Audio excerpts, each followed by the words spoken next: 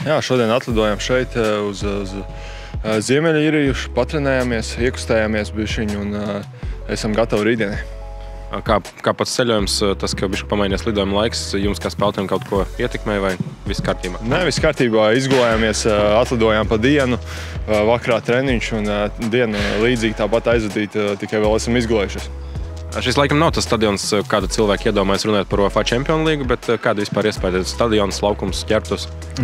Tāds klasisks britu stadions un es domāju, atmosfēra šeit būs tā kā jebkurā britu komandā un gaidam rītdien. Par laukumu pastāst tomēr sintētikas mākslīgais sagams. Protams, ka mēs Latvijā uz mākslīgām arī daudz spēlējam, bet kāds viņš ir šeit? Vidējais klases nav tas, protams, pats labākais, bet esam pieraduši uz tādiem spēlēt Latvijā arī un būs ok. Pirmajā spēlē pašam izdevās gūt vārdus, tā negaidīt, teiksim, nākot pamatsastāvā, varbūt ne tajā ierastākajā pozīcijā. Kādas domas pirms rītdienas? Laikam nedrīkst komanda domāt, ka darbs jau ir izdarīts, vai ne? Protams, par to arī visu laiku runājam, kad vēl viens solis jāizdara, tas bija tikai pirmais solis, un rītdien ir vēl viens darbiņš, kas jāizdara. Un pats domā, ka būs daudz smagāk nekā pirmajā mačā, ka būs spēle pavisam savādāk?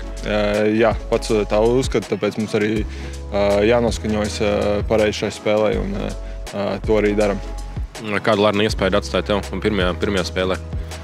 Kā jau es teicu, iepriekš tā ir tāda britu komanda, kas cīnās, un līdz ar to es domāju, ka viņi nepadosies pie nekāda rezultāta, tāpēc viņi būs motivēti no pirmām minūtēm, un mums jābūt tikpat motivētiem, ja ne vēl labāk motivētiem. Jāiet laukumā ar domu, ka ir 0-0? Tieši tā. Spēle sāks no 0-0, tad tā jau arī ir. Kā pats esi iejūties RFS, teiksim, tā atbrauc, parakstīja līgumu un diezgan ātri devies pamatsastāvā jau vairākos mačos? Jā, patīkam, ka tas spēles laiks jau krājas, un tas tikai palīdz man labāk, ātrāk iejusties, un es domāju tikai par spēlēšanu, un tas priekš manis pat labāk.